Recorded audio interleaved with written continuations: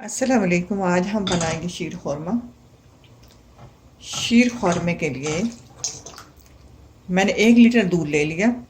दूध को चूल्हे पर रख देंगे। दूध जो आपका अच्छा होना चाहिए। दूध अच्छा हो तो आपका इसका टेस्ट फुल बनेगा, टेस्ट अच्छा आएगा।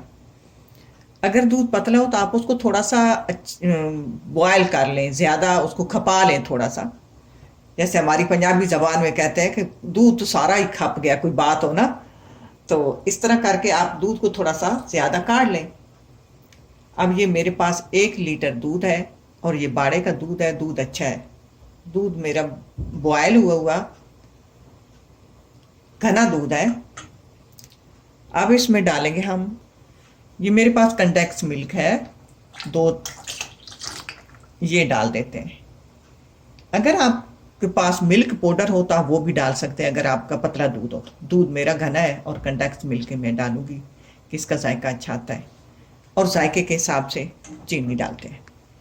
मैं इसमें डालूंगी 2 टेबल स्पून।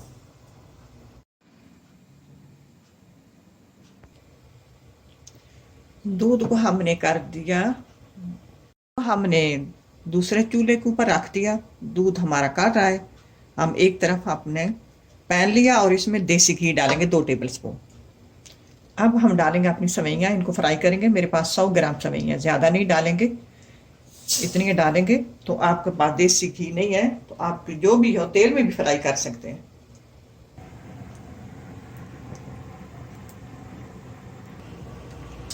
सवैयाँ फ्राई होगी, बारीक वाली सवैयाँ लें आप। और ये कुछ हैं खुश्क फ्रूट हैं। 5 अदद मैंने खजूरें ले ली, खजूरों को गुठली निकाल ली और बारीक बारीक लंबाई में काट लिया। टेबल स्पून बनते हैं किशमिश, टेबल स्पून बादाम, टेबल स्पून काजू, टेबल स्पून पिस्ते।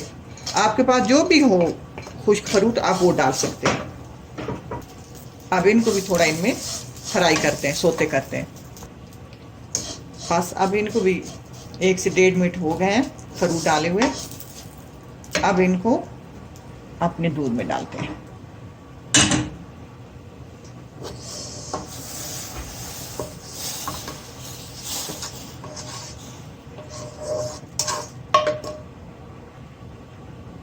अब इनको पकाते रहें जब तक कि ये घना नहीं हो जाता।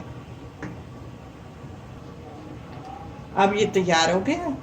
अब इसको यहीं रोक देते हैं क्योंकि ये ठंडा होने के बाद भी घना हो जाता है। ज़्यादा घना भी नहीं होना चाहिए कि खाने को भी ज़रा इस तरह का हो ना तो मज़े का लगता है। ये देखिए, अब इसको थोड़ा हिलाते रहेंगे कि ज़्यादा घने की तरफ न चला जाए।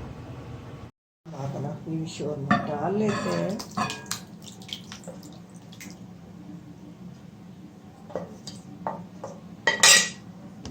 और ऊपर से गार्निश कर देते हैं।